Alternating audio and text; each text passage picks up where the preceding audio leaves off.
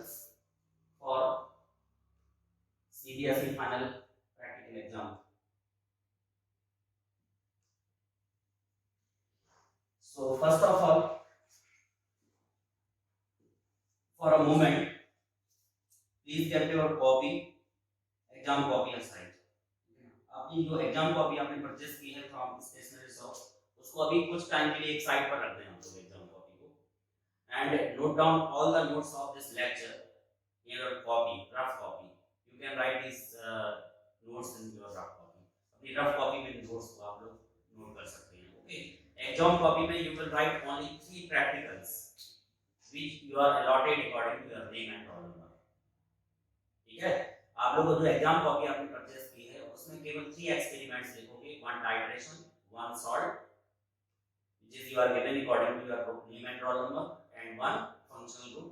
ठीक है ना, in your exam copy जो मैं सेकंड पार्ट में वीडियो लेक्चर के सेकंड पार्ट में आपको अलॉट करूंगा नेक्स्ट 40 मिनट में. In first 40 minute I will explain you all 3 experiments which you will perform in final practical exam and what is the evaluation scheme for the practical exam.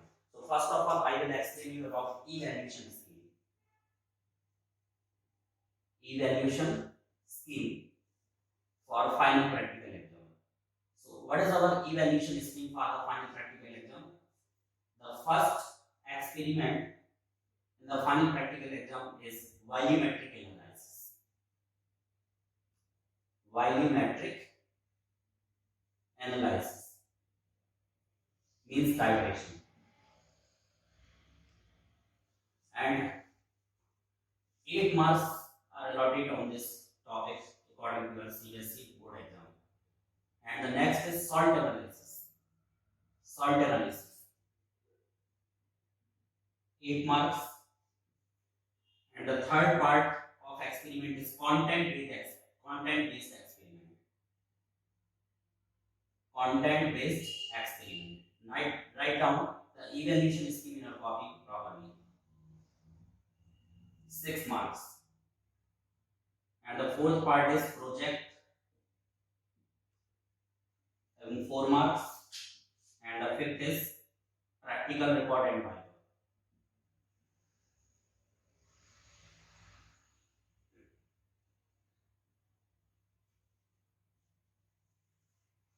You can ask your questions and doubts in second part of this video lecture in next 40 minutes. Okay. So volumetric analysis, titration 8 marks, salt analysis 8 marks, content based experiment means functional group analysis. It is the overall syllabus of your practical exam for 21 CBSE board program. ठीक है ना, functional group analysis.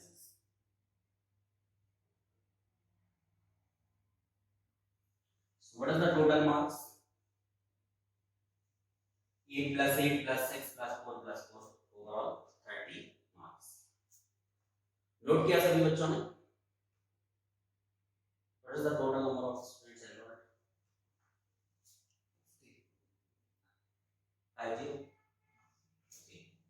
So note down evaluation scheme for final exam, volumetric analysis.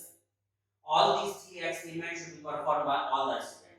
ये तीनों experiment सभी बच्चे perform करेंगे in final exam, and you should write all these 3 experiments in your exam copy.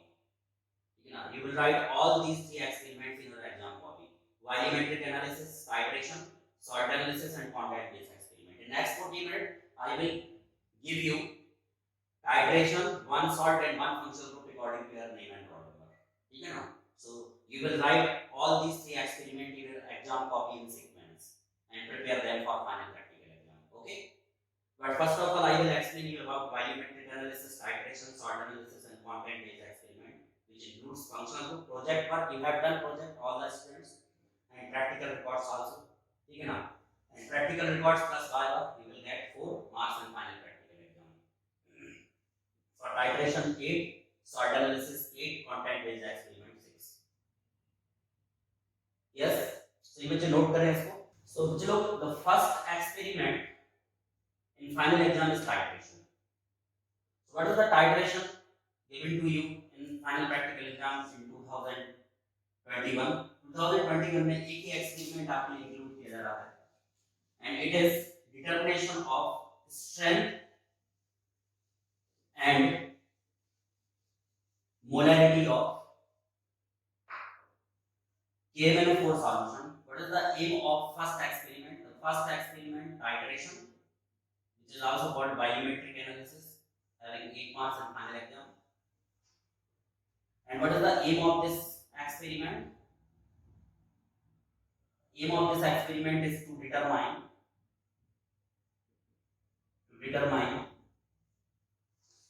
molarity and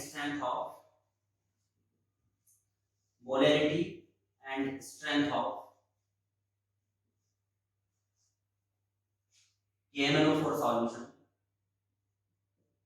KMnO4 solution by using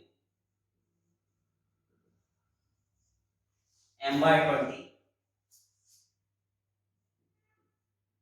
ferrous ammonium sulfate. M/20 ferrous ammonium sulfate, which is also called Mohr salt. Ferrous ammonium sulfate, FAS, or it is also called Mohr salt.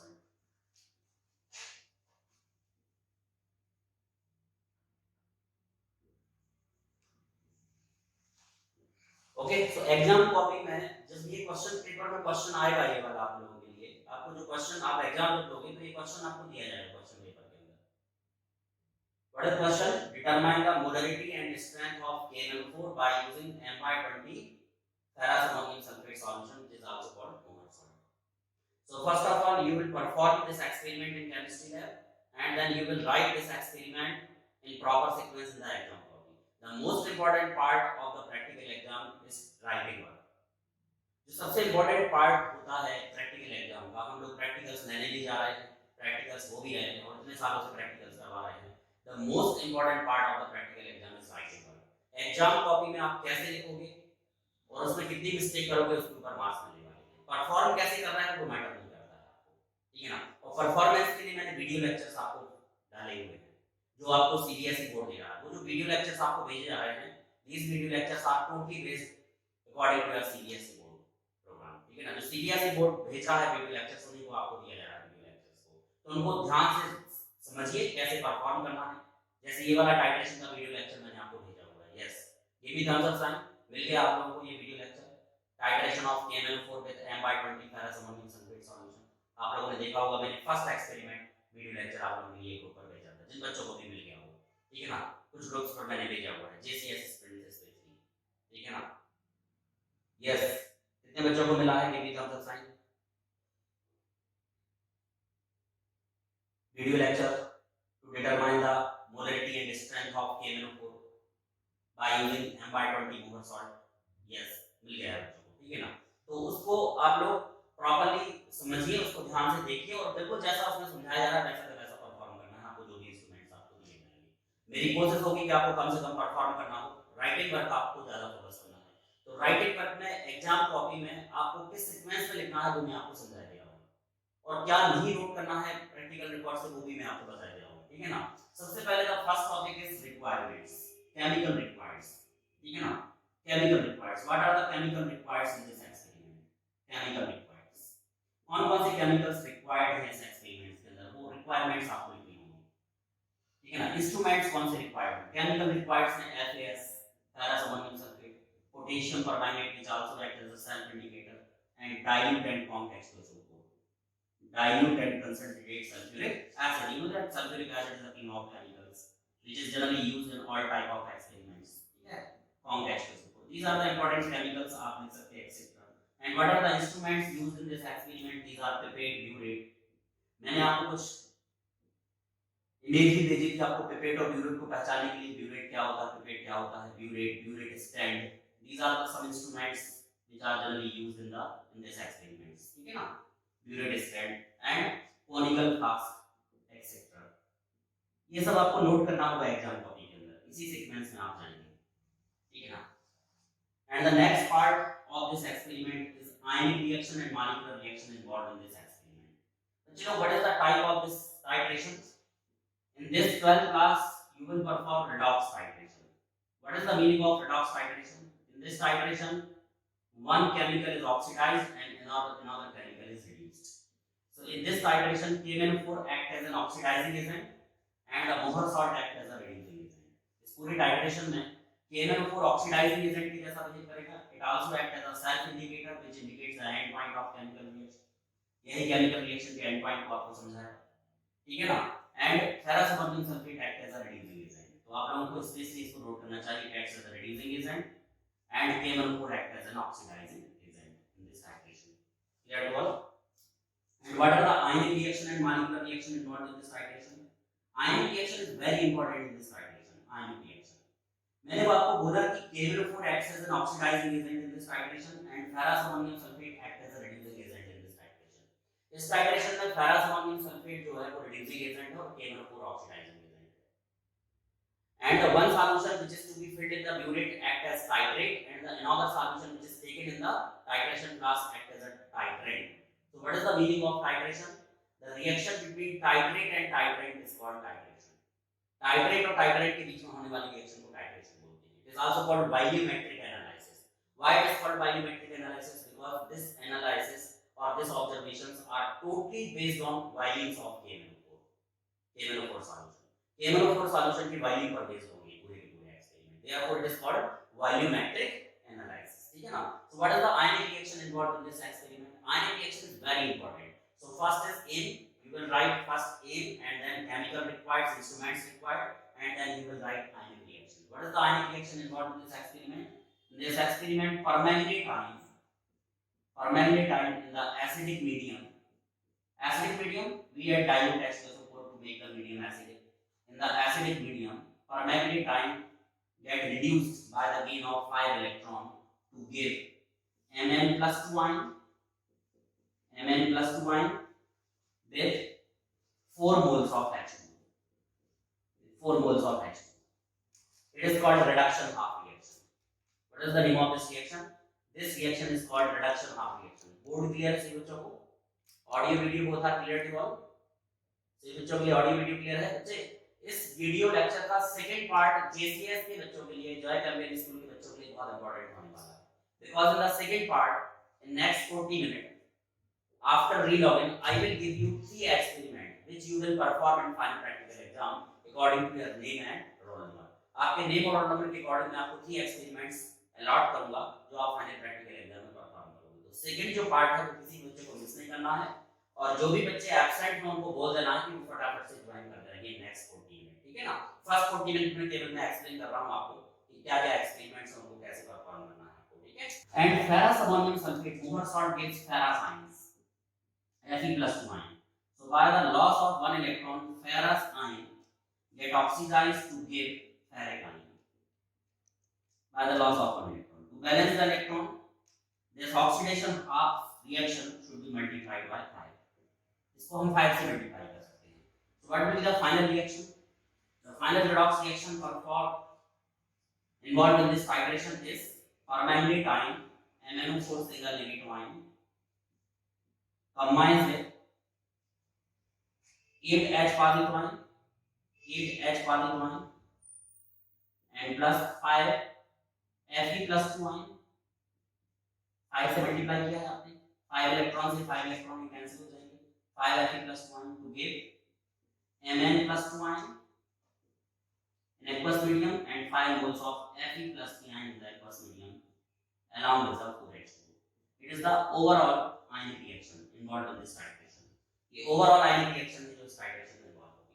Note down this ionic reaction in your copy. So the first part is, second is chemical required, and the third is ionic reaction. Third part is ionic reaction. ठीक है ना? This ionic reaction involved in this titration. Permanganate ion get reduced by the gain of 5 electron, and ferrous ion get oxidized into ferric ion by the loss of 1 electron. It is the overall ionic reaction involved in this titration. The overall ionic reaction in this titration involved. Done? Clear to all? Give me thumbs up sign. Note down the ionic reaction in your copy. Rough copy में ionic reaction को note कर लें आपको. First is aim. Practical exam में आपको exam copy में सबसे पहले टाइट्रेशन ही करना है. पहले परफॉर्म करना है आपको, कैसे परफॉर्म करना है वो भी मैं समझा दे रहा हूँ आपको। और फिर आपको ये लिखना है, ये राइटिंग वर्क, कैसे राइटिंग वर्क करना है आपको एग्जाम कॉपी में। केमिकल रिक्वायर्ड साइनिक रिएक्शन, देन आप लिखेंगे इंडिकेटर, तो इंडिकेटर सेल्फ इंडिकेटर है KMnO4, एंड पॉइंट क्या होगा, ठीक है ना, नोट कर लिया सही बच्चों ने। सो ये हो गया फर्स्ट, मैं नंबर बोल रहा हूं आपको, तो first is aim, second part is chemical required, third is ionic reaction. इसी सीक्वेंस में आप एग्जाम कॉपी में लिखोगे, कुछ भी आप ड्रॉप नहीं करोगे, कुछ एक्स्ट्रा ऐड नहीं करोगे एग्जाम कॉपी के अंदर इन द फर्स्ट प्रैक्टिकल, ठीक है ना। Titration, what is the fourth portion of this experiment, the fourth portion of this experiment is indicator. इस एक्सपेरिमेंट का जो फोर्थ पोर्शन है बच्चे वो है indicator. What is the indicator used in this titration, इस टाइट्रेशन में यूज होने वाला इंडिकेटर क्या है, indicator fourth portion. You know that KMnO4 is used as a self indicator in this titration.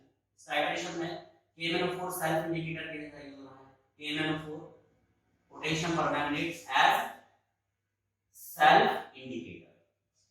What is the meaning of self indicator?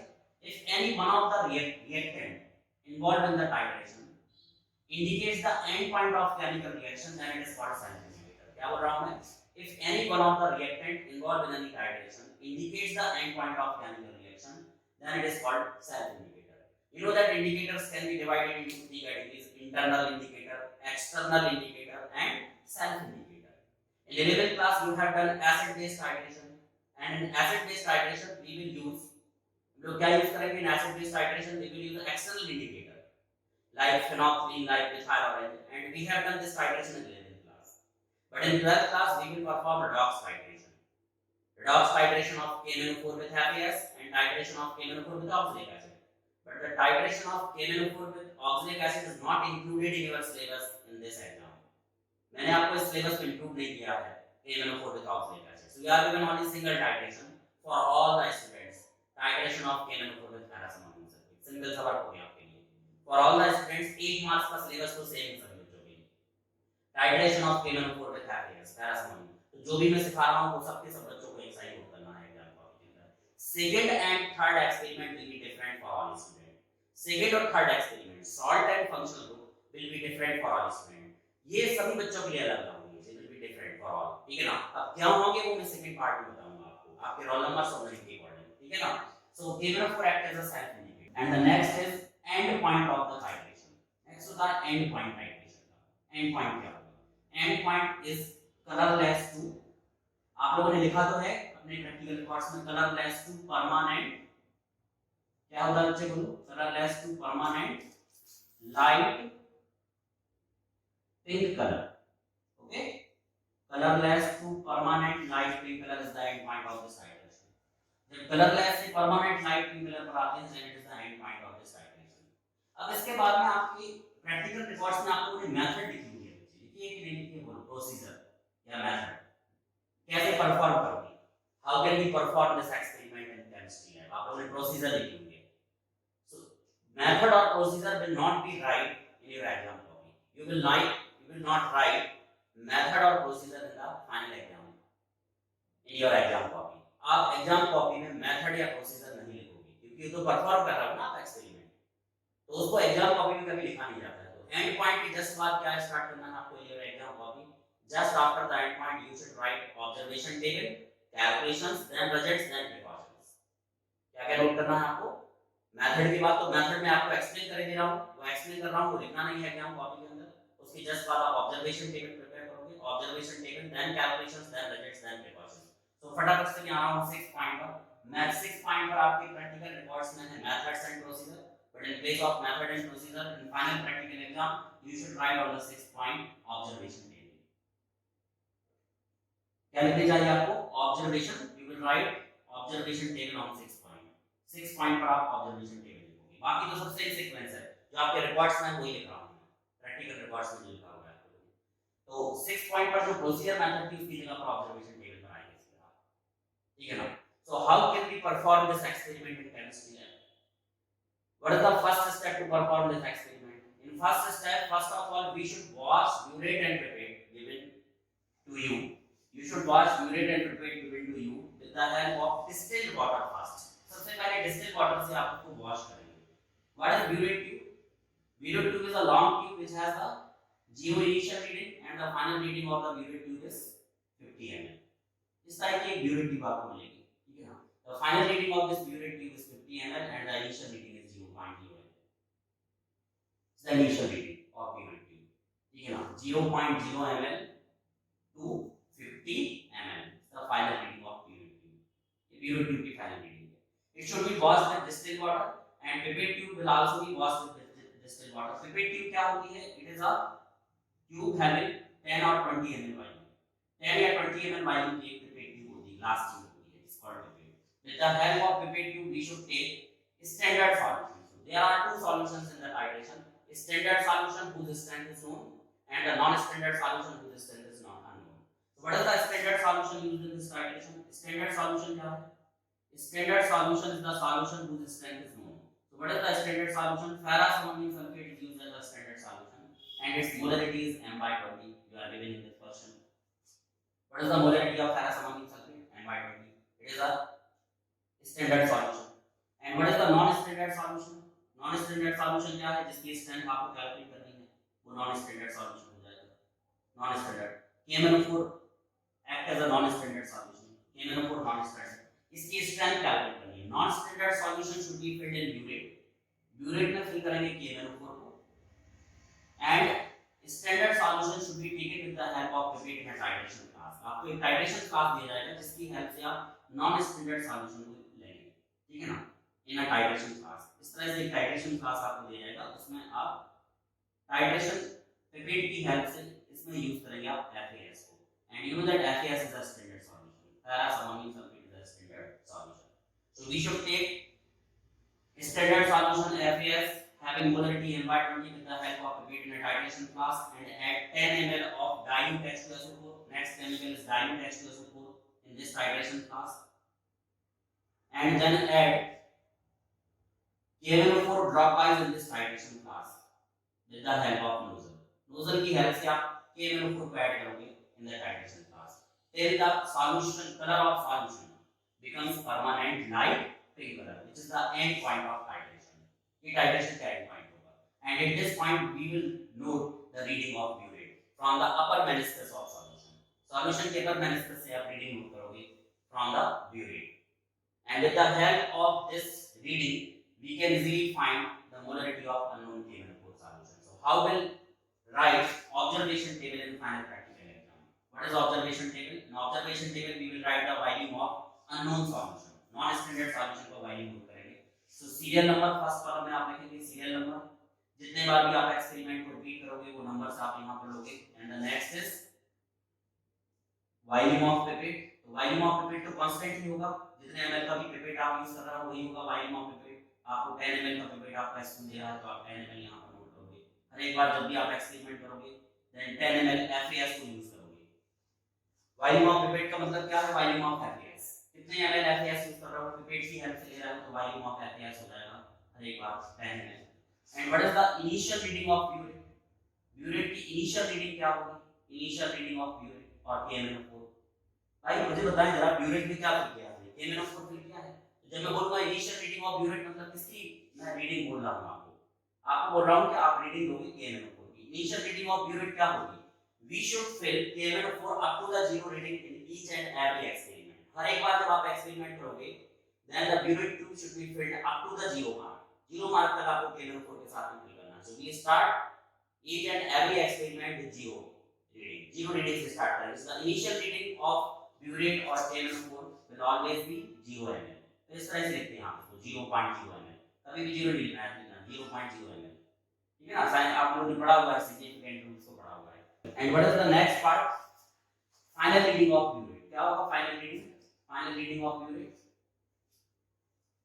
Final reading of burette, final reading of burette वो होगी बच्चे जो आप burette tube से calculate करोगे। Suppose करें the first reading of burette tube is 11.1 and the next is 11 and the next is 11 and the next is 11। so we should repeat this experiment till we will get 3 equal readings। हम इस experiment को तब तक repeat करेंगे जब तक कि हमें 3 रेगुलर इक्वल रीडिंग्स ना मिल जाए। and it will be the final reading of burette। it is the volume of KMnO4 used। ये KMnO4 का वॉल्यूम होगा जो हम यूज करेंगे इस एक्सपेरिमेंट में। Volume of KMnO4 used, volume of KMnO4।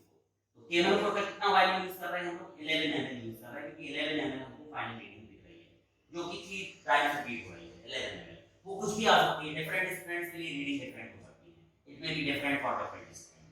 C observation table बनाने के बाद just after the observation table we will calculate the molarity of KML4। हम KML4 की मोलरिटी कैलकुलेट करेंगे with the help of its volume, इसके volume की help से। कितना वॉल्यूम आ गया इसका 11 ml आ गया। It may be different, this reading may be different for different student. ये रीडिंग फाइनल एग्जाम में अलग-अलग बच्चों के लिए अलग-अलग हो सकती है, ठीक है ना, जब आप परफॉर्म करोगे एक्सपेरिमेंट को। And after that we will calculate the molarity of KML4। इसको नोट कर लिया सही बच्चों ने। यूनिट 2 में क्या फिल करना है, KML4 पिपेट की हेल्प से क्या लेना है बच्चे, FAS कितने ml का पिपेट यूज करना है आपको 10 ml का। What is the name of this flask in which FAS is taken, standard solution use करते हैं, it is called titration flask. You can say that it is titration flask. Titration flask. This titration flask. It is burette tube. ये burette tube है display. Okay done. Note करिए इसका। So what is calculation? Calculation क्या है? In calculation we will calculate the molarity of KML4. Calculation से बच्चे हम molarity calculate करेंगे KML4 की। So how can we calculate molarity of KML4? KML4 की molarity कैसे calculate कर सकते हैं with the help of this observation table? To calculate the molarity of KML4, we will use this formula. हम लोग इस फार्मूले को यूज करेंगे। मोलरिटी ऑफ KML4, थोड़ा फास्ट कर रहा हूं ताकि आपको कंप्लीट करवा दूं, है ना। Volume of KML4 divided by molarity of FAS, which is the standard solution whose strength is known, and the volume of KML4 whose volume is known already, standard solution है, is equal to reaction coefficient. What is the meaning of reaction coefficient? Number of moles of KML4 and FAS involved in this titration is 2 by 10.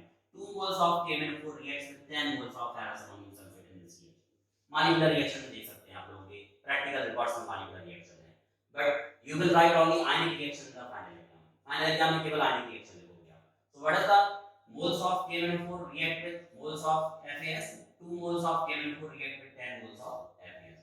So we want to find molarity of KML4. So molarity of KML4 multiplied by what is the volume of KML4? Volume of KML4 from observation table is 11 ml. And what is the molarity of FAS? The molarity of standard solution is 1 by 20. You know that 1 by 20, n by 20 solution. So its molarity is 0.05. 0.05 is 1 by 20 multiplied by what is the volume of FAS solution used in this titration? It is 10 ml. FAS statement 10 ml is equal to 2 by 10. So from this calculation we can easily find molarity of, क्या find कर सकते हैं बच्चे, molarity of KML4 in moles per liter, moles per liter में molarity find कर सकते हैं। And after molarity you can easily find its strength. And what is the formula of strength of KML4? Strength of KML4 is equal to molarity of KML4 into molar mass of KML4. And what is the molar mass of KML4? KML4 का molar mass क्या है? Molarity of KML4 is जो भी आपकी x y z जो भी molarity आ रही है वो यहाँ रख दीजिए आप। मान लीजिए x मोल आ गई, आप लोग कैलकुलेशन करना है इसका molarity of KML4, फटाफट से इसका आंसर बोलिए, रिप्लाई करिए। molarity of KML4, molarity into what is the molar mass of KML4? 158 grams per mole. 158 grams per mole is the molar, इसको याद कर लीजिए आप लोग। What is the molar mass of KML4? Molar mass of KML4 is 158. So suppose करें कि आपकी strength आ गई by grams per liter. Strength unit होगी grams per liter. And after the calculation of strength and molarity, we will write result. हम लोग result लिखेंगे। तो result कैसे लिखा जाता है? लास्ट में result लिखेंगे। result क्या होगा? Molarity of KML4 is, molarity of given KML4 is, जो भी KML4 आपको दिया गया है उसकी मोलरिटी है x मोल्स पर लीटर, जो भी आ जाए आपका आंसर x की जगह पर लिख देना।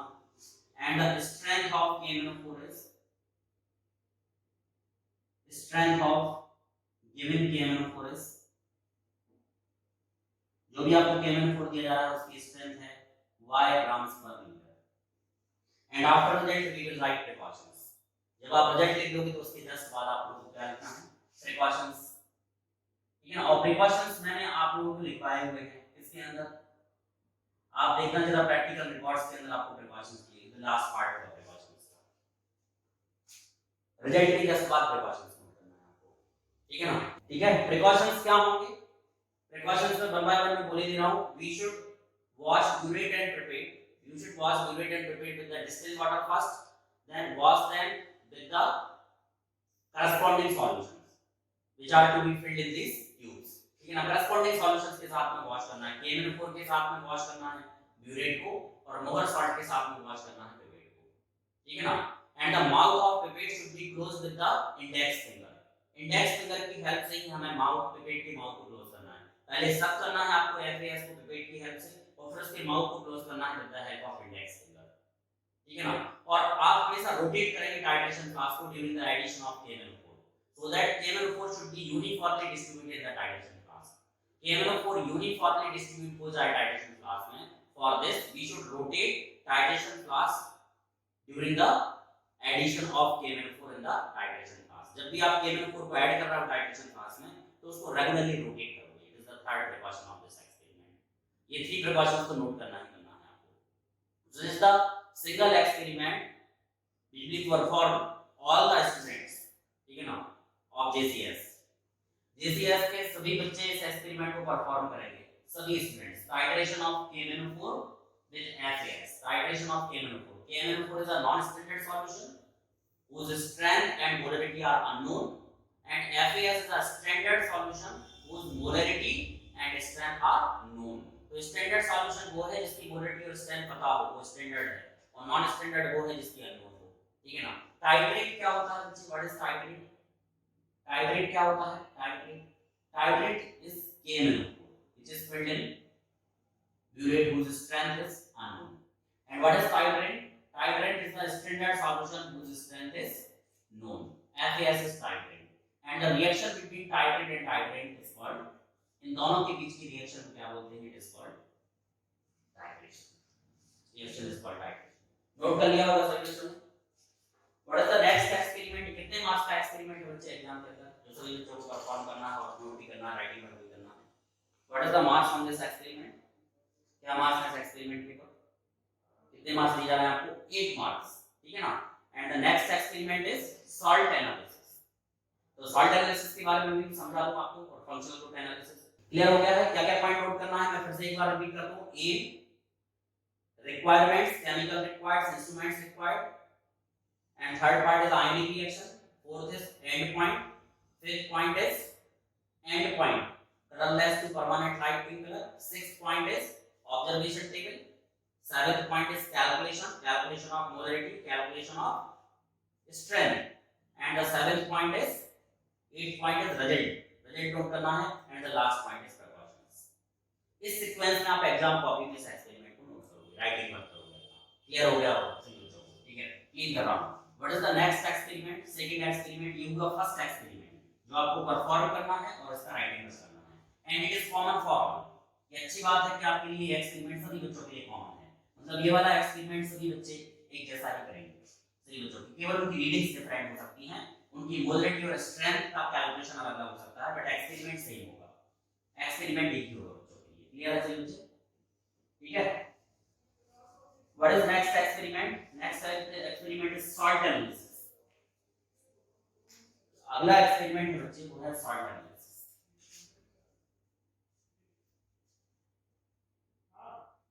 And what is the marks on salt analysis? Salt analysis पर मार्क्स क्या हैं? 8. An inorganic salt and inorganic salt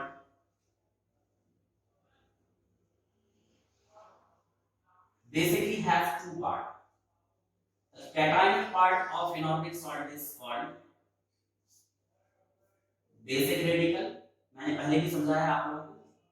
basic radical, cationic part is called basic radical, and the anionic part of inorganic salt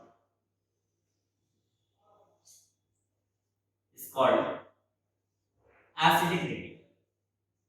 कोई भी salt बच्चे 2 radical से मिलकर बना होता है, acidic and basic radical. The cationic part of the inorganic salt is called basic radical and the anionic part is called acidic radical। Why it is called basic radical? Cationic part is called basic radical and anionic part is called acidic radical. समझ लेते हैं जरा ध्यान से समझिए. Suppose if we mix sodium hydroxide, which is a base, with HCl, hydrochloric acid, in the aqueous medium, then by the concept of neutralization, any positive ion of sodium hydroxide combines with Cl negative ion of hydrochloric acid to give NaCl, which is a salt. Okay, and H positive ion combines with OH negative ion to give H2. बिल्कुल simple सी reaction है, बचपन से करते आ रहे हो आप लोग, ठीक है ना. Reaction of caustic soda with hydrochloric acid. You know that caustic soda is a strong base and hydrochloric acid is a strong acid. अभी ये salt बन गया बच्चे. इस salt में this Na positive ion is obtained from this. क्या Na positive ion base से मिला है हमको, and this Cl negative ion is obtained from acid. क्या acid से मिला है. So this cationic part is called basic radical. चलो ये जो cationic part दिख रहा है is called basic radical because it is obtained from base. And this anionic part is called acidic radical because it is obtained from acid. So the cation present in any salt is called basic radical and anion present in any salt is called acidic radical.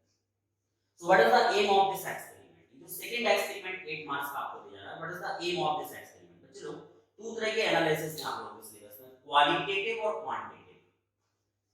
Quantitative का मतलब होता है quantity based experiment, जो कि मैंने पिछला formula बताया आपको. Titration of KMnO4 with FAS solution is a quantity based experiment. वो वैल्यू बेस्ड एक्सपेरिमेंट है, उसमें कैलकुलेशन करनी पड़ेगी आपको.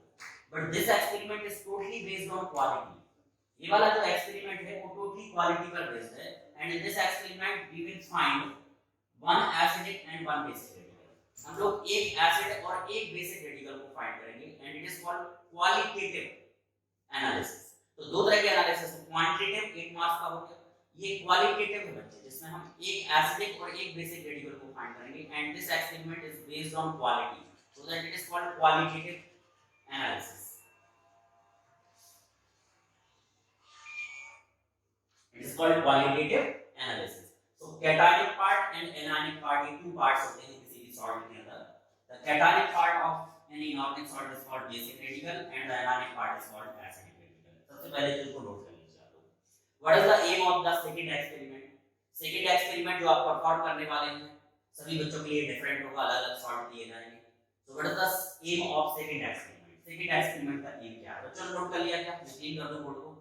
cationic part is called acid radical and anionic part is called basic radical. Na positive ion is basic radical and Cl negative ion is an acidic radical. Okay, done. ठीक है. So what is the aim of second experiment? Salt analysis 8 marks का आने वाला है. इसका aim क्या है? To find one acidic and one basic radical in the given inorganic salt. So सबसे पहले you should write aim of experiment. सबसे पहले एम लिखना चाहिए आपका एक्सपेरिमेंट का. टू फाइंड, क्या फाइंड करना है आपको? To find one acidic and one basic radical in given inorganic salt.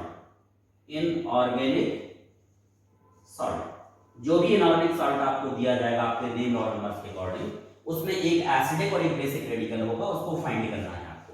It is the aim of second experiment. 4 marks on acid radical, you are given 4 marks on acidic radical and you are given 4 marks for the detection of basic radical. आपको total 8 marks का experiment होगा. For the detection of acidic radical 4 marks and for the detection of basic radical 4 marks. But already आपको पता होगा यदि आपके roll number के according कि सर कौन सा सॉल्ट मिलने वाला है, तो आप तो याद करके जाओगे ना कि कौन सा एसिड और कौन सा बेसिक रेडिकल है. सीधा ऑब्जर्वेशन टेबल बनानी है आपको. कैसे ऑब्जर्वेशन टेबल बनाओगे वो भी सिखा दूंगा.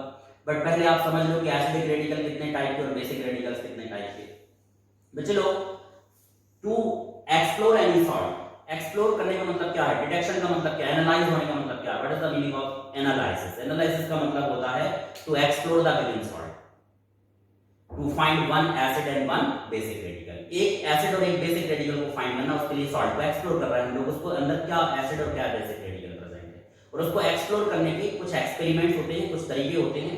दो तरह के टेस्ट परफॉर्म करते हैं to find the acid and basic radical, preliminary test and confirmatory test. To identify acidic radical and to identify basic radical, we will perform two type of experiment in chemistry lab. Preliminary test, जो initial test होता है जिससे हमें idea लगता है कौन सा radical होगा, and the second is confirmatory test, जिससे कंफर्म होता है कि यस हमारे सॉल्ट के अंदर ये वाला रेडिकल है, वो कंफर्मेटरी टेस्ट है। तो जो परफॉर्म करते हो वही तो लिखते हो ना ऑब्जर्वेशन टेबल में आप, ठीक है ना। तो क्या क्या एसिड रेडिकल्स हैं इन अवर केमिस्ट्री? एसिड रेडिकल्स, चलो एसिड रेडिकल्स जो हैं these are divided into three groups acid radicals. First is dilute group acid radical, ठीक है ना, and the second group is concentrated group acid radical, com group acid radical, and the third is independent or specific group acid radical, specific group। ये तीन तरह के group में acid radicals को divide किया गया है जो सॉल्ट के अंदर होते हैं। What is the group reagent? देखिए ग्रुप रिएजेंट से प्रिलिमिनरी टेस्ट जो मैंने बोला ग्रुप रिएजेंट की हेल्प से लगता है, प्रिलिमिनरी टेस्ट, उससे पता चल जाता है ग्रुप रिएजेंट को ऐड करने से कि कौन सा रेडिकल हो सकता है। तो group reagent for dilute group acid radical is, group reagent जिसको हम जनरली यूज करेंगे टू चेक द रेडिकल वो होगा डाइल्यूट H2SO4 या फिर होगा डाइल्यूट HCl, डाइल्यूट H2SO4 या फिर डाइल्यूट। और यहां पर ग्रुप रिएजेंट होगा कॉम ग्रुप के अंदर। What is the group reagent? फिर मैं रेडिकल्स भी बता दे रहा हूं ग्रुप रिएजेंट क्या होगा। What is the group reagent for com group? Group reagent com group के लिए होगा concentrated H2SO4। And specific group के लिए यदि आपसे कोई ग्रुप रिएजेंट पूछता है then there is no group reagent, specific group reagent नहीं है कोई स्पेसिफिक ग्रुप के लिए, नो ग्रुप रिएजेंट, आपको यहां बोलना है no group reagent. So what are the acid radical involve in dilute group? Dilute group में कौन कौन से एसिड रेडिकल इन्वॉल्व हैं बच्चे लोग नोट भी करना और उनके नेम भी लिखना। Carbonate ion, carbonate ion is the acid radical of dilute group, dilute group का एसिड रेडिकल है कार्बोनेट आयन। नेक्स्ट है H2 negative ion, it's called sulphide ion, sulphide ion is the acid radical of dilute group. Next is sulfite ion, SO3 negative ion, is called sulfite ion, is the acidic radical of dilute group, sulfite ion भी इसके अंदर आता है। And the next is NO2 single negative ion, which is called nitrite ion, and nitrite ion is also the acid radical of dilute group। And all these anions if present in any salt, मैंने बोला था anions are called acid radical, anions को जो acid radical बोलते हैं, यदि इनमें से कोई भी एक acid radical आपके salt के अंदर है then it will give the chemical reaction with dilute H2SO4 or dilute HCl, तो वो chemical reaction देगा ही इनके साथ में because it is a group reagent for dilute group, ठीक है ना। और यदि रिएक्शन नहीं हो रही है dilute H2SO4 और dilute HCl के साथ में तो फिर आपके सॉल्ट में कौन ग्रुप के एसिड रेडिकल्स हो सकते हैं? And these are chloride ion, bromide ion, iodide ion, acetate ion CH3COO single negative ion and C2O42 negative ion, oxalate ion. These are the acid radicals of chloride ion, bromide ion, iodide ion, acetate ion, oxalate ion and nitrate ion also. ये देखिए मैं confuse मत होना, NO3 single negative ion, nitrate ion is the acid radical of कौन group and nitrite ion is the acid radical of, ये nitrate है बच्चे, nitrate, NO3 single negative ion, nitrate ion, ठीक है ना। And what are the basic radicals, acidic radicals of specific group? Specific group के acid radicals क्या होंगे? The acidic radicals of specific group are sulfate ion, SO4 negative ion, and PO4 negative ion, and BO3 negative ion, borate ion, phosphate ion, and sulfate ion. But there is no specific group reagent. तो आपके syllabus में केवल sulfate ion included है आपके लिए, ये दोनों ion included नहीं है आपके लिए, ठीक है ना। So these are the acid radicals which are included in your syllabus. आपके सिलेबस में सब एसिड रेडिकल्स इंक्लूडेड हैं, ग्रुप रिएजेंट्स मैंने लिख दिए हैं, ध्यान से इनको नोट करना आपको। फिर कैसे लिखना है एग्जाम कॉपी में, ये सब नहीं लिखना है एग्जाम कॉपी में, ये तो आपको याद करने के लिए है। एग्जाम कॉपी ये एक्शनल आपसे क्वेश्चन करेगा कि डायरेक्ट ग्रुप के एसिड रेडिकल्स बोलिए, कौन ग्रुप के बोलिए, स्पेसिफिक ग्रुप आपको याद होना चाहिए, एसिड उनके ग्रुप रिएजेंट तैयार होना चाहिए आपको, ठीक है ना। Preliminary test should be given with the help of group reagent, सभी radicals preliminary test group reagent के साथ में देते हैं और कंफर्मेटरी टेस्ट हमको अलग से याद करने पड़ेंगे, एक एक प्रिलिमिनरी टेस्ट और एक कंफर्मेटरी टेस्ट हर एक रेडिकल के लिए, for acid radical and for basic radical को, ठीक है ना। तो एसिडिक रेडिकल क्लियर है सभी बच्चों को? एसिडिक रेडिकल नोट कर लिया आप लोगों ने? What are the acidic radical? Acidic radicals involve in this experiment, acidic radical क्या है इन्वॉल्व इन दिस एक्सपेरिमेंट में, नोट करिए फटाफट से फास्ट। बेसिक रेडिकल्स क्या है बच्चे? What are the basic radicals? Basic radicals होते हैं cationic part present in any salt are called basic radical. किसी सॉल्ट के अंदर जो कैटायनिक पार्ट होता है ना, पॉजिटिव चार्ज आयंस वाला part, it is called basic radical, उसको बेसिक रेडिकल बोलते हैं। And basic radical basically divided into 7 groups. Basic radicals को हम 7 ग्रुप में डिवाइड करते हैं बच्चे, बेसिक रेडिकल्स को। So basic radicals of zero group, सबसे पहले हम जीरो ग्रुप से स्टार्ट करते हैं। जीरो ग्रुप का बेसिक रेडिकल है ammonium ion. And what is the group reagent? No specific group reagent, कोई ग्रुप रिएजेंट नहीं है। तो फिर एक्सटर्नल बोलता है फिर जब ग्रुप रिएजेंट है नहीं तो फिर एक्सपेरिमेंट कैसे करोगे? Experiment can be done with कॉम कैनिवेज। आप बोलोगे कॉम कैनिवेज के साथ में एक्सपेरिमेंट कर सकते हैं to identify ammonium ion, but there is no specific group reagent for zero group. Zero group के लिए कोई ग्रुप रिएजेंट नहीं होता है, ठीक है ना। And what is the basic radicals for first group? First group के लिए बेसिक रेडिकल्स क्या हैं? The basic radicals of first group, it is also called silver group. So basic radical of first group is Ag positive ion, Ba La Pb plus 2 ion, ये lead वाला ion होता है, single Ag single plus ion होता है, Hg2 plus 2 ion. These are the basic radicals of first group. And the group reagent of first group is, यहाँ पर मैं group reagent लिख रहा हूँ, dilute HCl is the group reagent for first group. What are the basic radical involved in the second group? Second group के अंदर involve होने वाले बेसिक रेडिकल्स क्या क्या है? Second group basically divided into two part, A group and B group. A group has two basic radical Pb+2 जो कि first group में भी देखा होगा आप लोगों के लिए, and Cu+2। And the second group का जो बी पार्ट है इसके अंदर आर्सेनिक आता है, arsenic +3 ion. And what is the group reagent? Group reagent is H2S gas in the presence of dilute HCl। H2S gas in the presence of, इनको याद रखना बच्चे, ग्रुप रिएजेंट याद रखना बहुत जरूरी है। In the presence of dilute HCl, dilute HCl की प्रेजेंस में H2S गैस को ऐड करना। इसके साथ में ये प्रिलिमिनरी टेस्ट लगाएंगे सभी बेसिक रेडिकल, कंफर्मेटरी टेस्ट लगाएंगे। टेंशन मत लेना सर इतने सारे बेसिक और एसिडिक रेडिकल है, आपको तो एक ही सॉल्ट दे रहा हूं आपके रोल नंबर पर, तो आपको तो इनमें से कोई एक एसिडिक और एक बेसिक रेडिकल को याद करना है और उसी को तैयार करना है। आपको आपके प्रैक्टिकल रिकॉर्ड में कौन से नंबर का एक्सपेरिमेंट है वो भी बता दूंगा आपको, कौन सा एक्सपेरिमेंट आपको याद करना है और लिखना है। बट इसको क्यों तैयार करना है सर? क्योंकि बार बार में जो क्वेश्चन किए जाएंगे उनकी कोई लिमिट नहीं होगी और उसी पर पूरे मार्क्स है। राइटिंग वर्क और बार बार पर पूरे मार्क्स होंगे आपके, ठीक है ना। परफॉर्म कैसा कर रहा है उससे फर्क नहीं पड़ेगा। सबसे इंपॉर्टेंट क्या है आपके लिए प्रैक्टिकल एग्जाम में? राइटिंग वर्क और बाय कैसा आप आंसर करते हो और कैसा राइटिंग वर्क करते हो, उस पर पूरे नंबर मिलने वाले हैं, ठीक है ना। तो बाय तैयार हो रहा है आपका। सेकंड ग्रुप में कौन से बेसिक रेडिकल है? थर्ड ग्रुप क्या होता है बच्चे? थर्ड ग्रुप आयरन ग्रुप कहलाता है बच्चे। थर्ड ग्रुप आयरन का ग्रुप है। एंड थर्ड ग्रुप के अंदर आते हैं Fe+3 आयन, आयरन आता है, Cr+3 आयन आता है और Al+3 आयन आता है। And what is the group reagent for third group? Third group के लिए ग्रुप रिएजेंट है NH4Cl, NH4Cl, NH4OH in the presence of NH4Cl है लिखना है, NH4OH in the presence of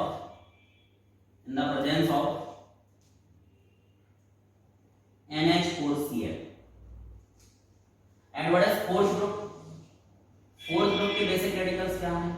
fourth group के बेसिक रेडिकल ट्रांजिशन मेटल्स होती है बच्चे, like Zn+2, Ni+2, Cobalt+2, Mn+2. These are the basic radicals of fourth group. And what is the group reagent for fourth group? H2S gas in the presence of NH4Cl and NH4OH. And what is next group? Next group is fifth group. And fifth group में है barium, strontium और calcium बच्चे, ये सब याद रखने पड़ेंगे आपको। And what is the group reagent for fifth group? Na2CO3 sodium carbonate in the presence of NH4OH। अभी से याद करना शुरू कर दो, NH4OH। एंड क्योंकि आपको लग तो रहा होगा मन में कि पूरे नंबर मिल जाएंगे सर 30 में से 30, तो 30 में से 30 लाना बहुत डिफिकल्ट वर्क है, आपको वर्क करना पड़ेगा। ये बोर्ड एग्जाम है बेटा, ठीक है ना, लोकल एग्जाम नहीं है, ठीक है। एंड सिक्स्थ ग्रुप, अभी हम लोग आते हैं सिक्स्थ ग्रुप के ऊपर। तो सिक्स्थ ग्रुप के बेसिक रेडिकल्स में Mg+2 आता है, Mg+2। And there is no specific group reagent for sixth group, no group reagent, कोई ग्रुप रिएजेंट नहीं है सिक्स्थ ग्रुप में, but ammonium molecule can be used as a group reagent, ठीक है, जैसे यहां पर NaOH को आपने यूज किया था। So these are the basic radicals which are divided into 7 groups. ये बेसिक रेडिकल्स हैं जिनको 7 ग्रुप्स में हमने डिवाइड किया है। Acidic radicals can be divided into 3 groups: dilute, comp, specific, and basic radicals can be divided into 7 groups from 0 to 6. Note किया सभी बच्चों ने? डन। अब मैं एक सॉल्ट को लेकर समझा दूंगा कि कैसे आपको राइटिंग वर्क करना है सॉल्ट के लिए। फिर फंक्शनल ग्रुप पर आएंगे, थर्ड एक्सपेरिमेंट। तो कितने टोटल एक्सपेरिमेंट आपको परफॉर्म करने को लिखते हैं? हर एक बच्चे को 3 एक्सपेरिमेंट परफॉर्म करने हैं। पहला titration, first is titration, second is salt and the third is functional group analysis. These are the 3 experiments which are included in your syllabus according to your CBSE syllabus. ठीक है, note कर लिया सही बच्चों ने इसको। अभी किसी सॉल्ट को जब आप आइडेंटिफाई करते हो for one acidic and one basic radical, note कर लीजिए, अच्छे से नोट कर लीजिए इनको। आपकी बुक्स में भी है, कॉम्प्रिहेंसिव प्रैक्टिकल बुक सभी बच्चों के पास होनी चाहिए, उसमें सब कुछ लिखा हुआ है। बट क्या याद रखना है वो मैं आपको समझा दे रहा हूँ कि वाइवा में यहाँ से कहीं भी क्वेश्चन आ सकता है। राइटिंग वर्क कैसे करना, टाइट्रेशन का मैंने समझा दिया। सॉल्ट के लिए राइटिंग वर्क कैसे करना है, मैं एक सॉल्ट को लूंगा और समझा दूंगा सभी बच्चों को कैसे सॉल्ट के लिए राइटिंग वर्क करना है। सो बच्चे लोग, suppose if you are given ammonium chloride, मान लो आपको अमोनियम क्लोराइड मिला हुआ है, एक अननोन सॉल्ट है। अभी मैं फिलहाल बोलता हूँ कि अमोनियम क्लोराइड अननोन सॉल्ट। तो सबसे पहले हम क्या करते हैं, कैसे हम स्टार्ट करते हैं? सबसे पहले किसी भी सॉल्ट, इनऑर्गेनिक सॉल्ट में हम डिटेक्ट करते हैं एसिड रेडिकल को। सबसे पहले हम लिखते हैं detection of acid radical, detection of acidic radical, ऐसे करते हैं डिटेक्शन ऑफ एसिड। और उसके लिए हम लोग ऑब्जर्वेशन टेबल बनाते हैं। ऑब्जर्वेशन टेबल में सबसे पहला कॉलम क्या होता है? सबसे पहला कॉलम होता है सीरियल नंबर्स के लिए, second column for experiment, experiment के लिए देते हैं। थर्ड कॉलम होता है ऑब्जर्वेशंस के लिए, ऑब्जर्वेशन। और लास्ट कॉलम किसके लिए होता है बच्चे? लास्ट कॉलम होता है इन्फ्रेंस के लिए।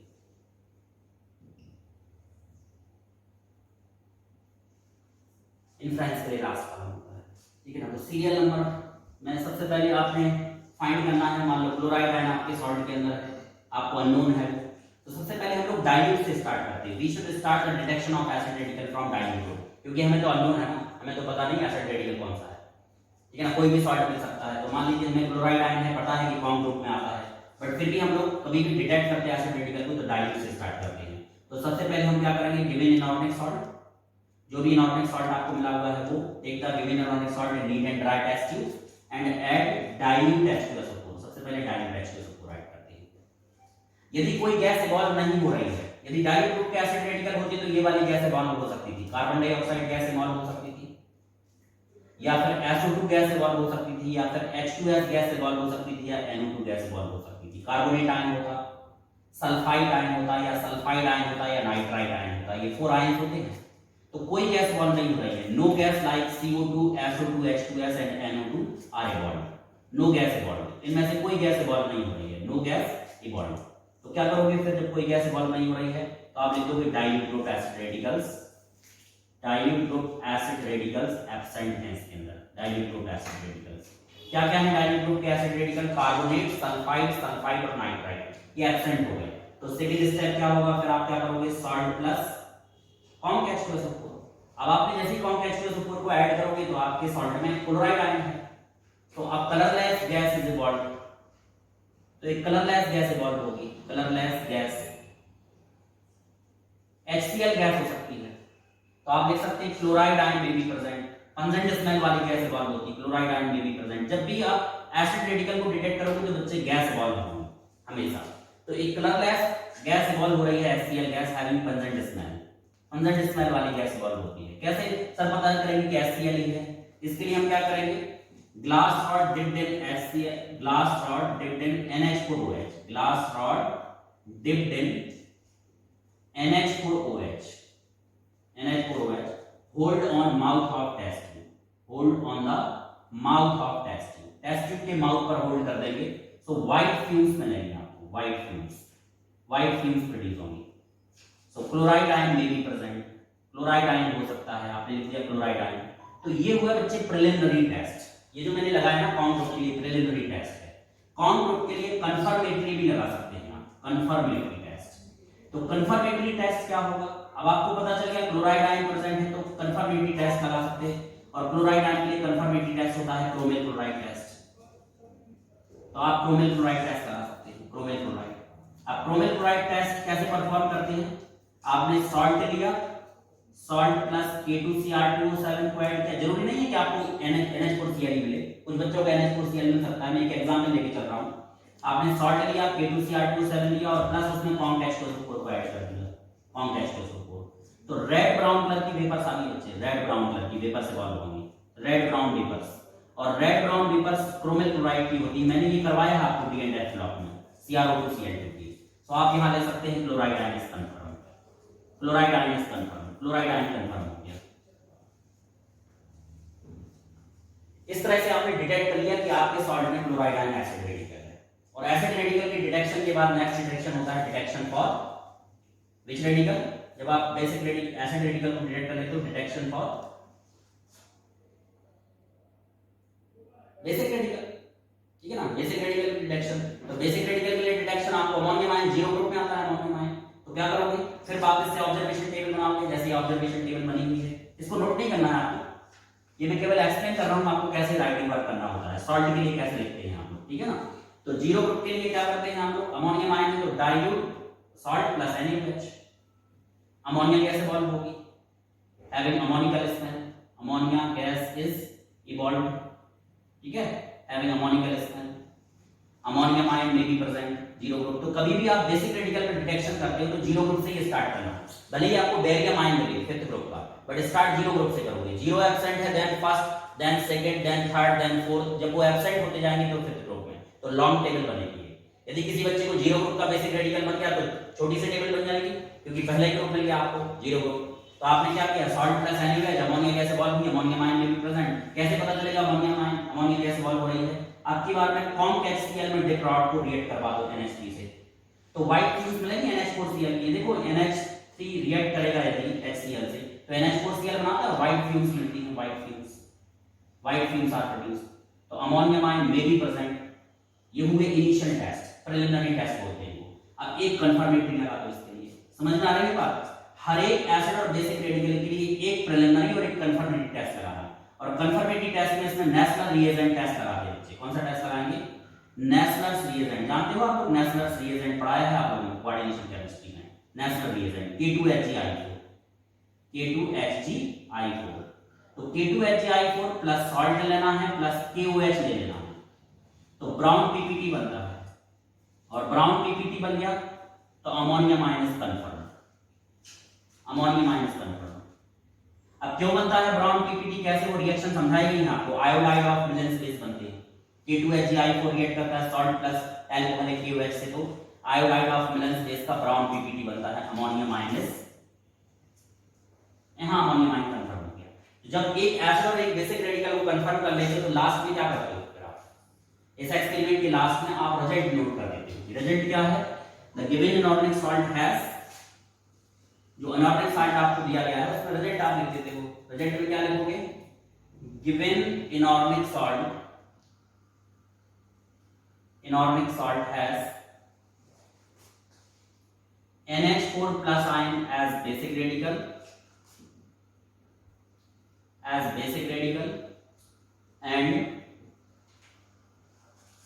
and chloride ion as acidic radical। Result हो गया आपका।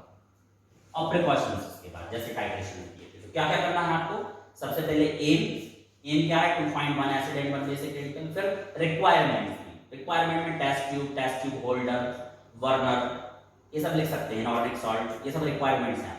फिर उसके बाद ऑब्जर्वेशन टेबल में सबसे पहले डिटेक्शन ऑफ एसिड रेडिकल, और फिर उस ऑब्जर्वेशन टेबल को क्लोज करिए, फिर डिटेक्शन फॉर बेसिक रेडिकल, और फिर लास्ट में लिखिए रिजल्ट, कौन सा एसिड और कौन सा बेसिक फाइंड किया, और फिर प्रिकॉशंस लिखना।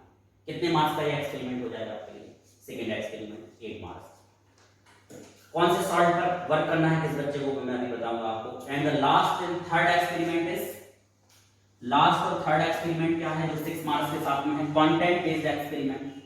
और कंटेंट बेस्ड एक्सपेरिमेंट में आएंगे हम लोग functional group analysis, functional group analysis. और फंक्शनल ग्रुप एनालिसिस कितने मार्क्स की मैंने बोली बच्चे आपको, 6 मार्क्स। तो आपको बच्चे 3 तरह के फंक्शनल ग्रुप आपको आपके सिलेबस में दिए गए हैं। कौन कौन से 3 टाइप के फंक्शनल ग्रुप, पहला है एसिडिक फंक्शनल ग्रुप, आप लोगों ने लिखे हुए हैं अपनी कॉपीज में, प्रैक्टिकल रिकॉर्ड्स में। एसिडिक फंक्शनल ग्रुप क्या, एसिडिक फंक्शनल ग्रुप में आ रहा है बच्चे carboxylic acid and phenol, AROH, इसको बोलते हैं फिनॉल। ये दोनों एसिड है ना, कार्बोक्सिलिक एसिड और फिनॉल, एसिडिक नेचर के होते हैं, pH वैल्यू लेस देन 7। ठीक है ना।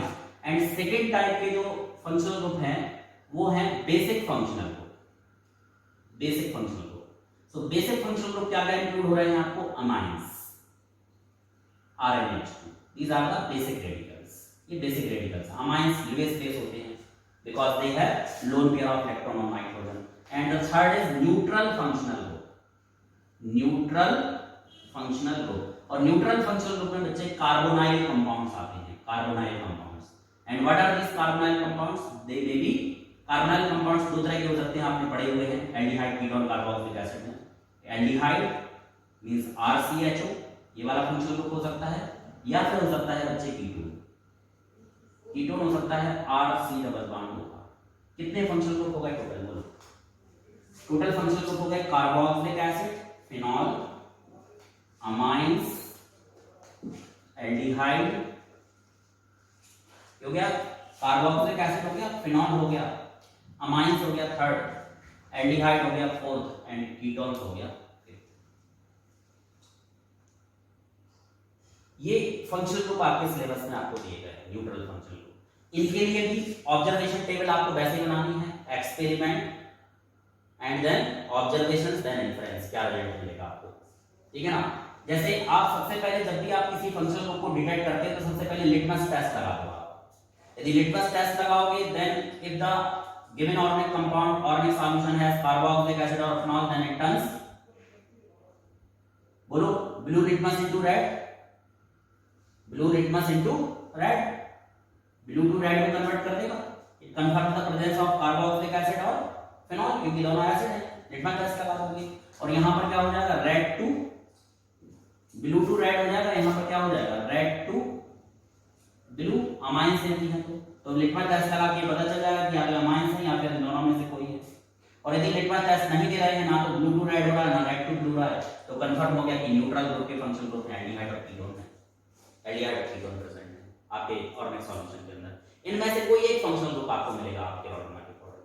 तो ये जो थर्ड एक्सपेरिमेंट होगा उसको भी बिल्कुल बेसिक आइडिया पर करना है। क्या, सबसे पहला experiment, second observation, third inference.